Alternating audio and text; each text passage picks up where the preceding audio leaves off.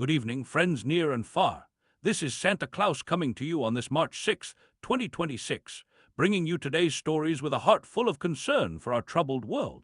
The situation in the Middle East weighs heavily on many hearts tonight as the conflict between the United States, Israel, and Iran continues into its seventh day. President Trump has demanded what he calls Iran's unconditional surrender, a statement that sent immediate shockwaves through financial markets around the world. Even as Iran's president had begun speaking of possible mediation efforts, this escalation of demands may make a swift path to peace more difficult. Let us pray for wisdom among all leaders involved, remembering that behind every headline are countless innocent families caught in harm's way. Meanwhile, the ripple effects of this conflict are reaching far beyond the battlefield.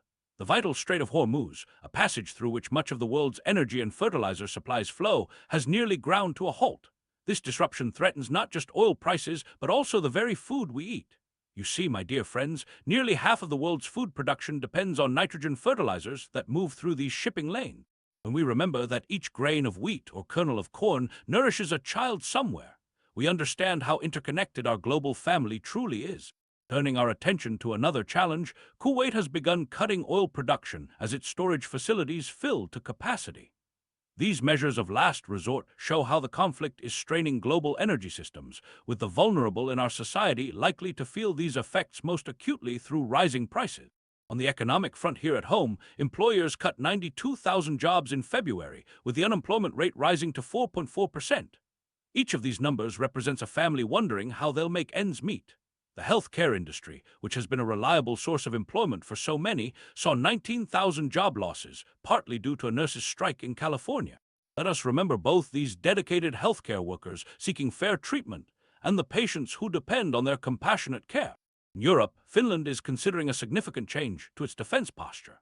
After joining NATO in 2023, the Finnish government now plans to lift its decades-old ban on hosting nuclear weapons on its territory. They cite a fundamentally changed security environment following Russia's actions in Ukraine.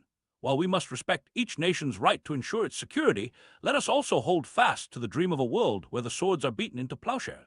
There's also news from Syria, where President Ahmed al-Shara faces increasing threats from resurgent militants. Turkey has asked Britain's MI6 intelligence agency to take a larger role in protecting the Syrian leader, highlighting the fragility of peace in a region that has already seen too much suffering. My heart goes out to the Syrian people who have endured so much over these past difficult years. In Switzerland, rising costs mean they now expect to purchase around 30 F-35 fighter jets, 6 fewer than initially planned. The country is also facing delays in receiving Patriot air defense systems from the United States, as those systems have been diverted to Ukraine. These developments remind us how resources for weapons continue to flow, while so many basic human needs go unmet around the world. In a concerning development for our friends in India, they are turning back to Russian oil as the conflict in the Persian Gulf has cut off their usual suppliers. The Trump administration has granted a limited 30-day waiver to allow India to purchase Russian oil currently stranded at sea. In this complex web of global relationships, we see how actions in one part of the world immediately affect livelihoods in another. As I close tonight's news, let me remind you that even in these troubling times, each of us has the power to create small islands of peace and kindness in our own communities. Whether it's checking on an elderly neighbor, sharing what we have with those in need, or simply offering a listening ear to someone who is afraid, these acts of love are the true lights that will guide us through these dark times. From my heart to yours, this is Santa Claus wishing you peace, courage, and above all, love for one another. Good night.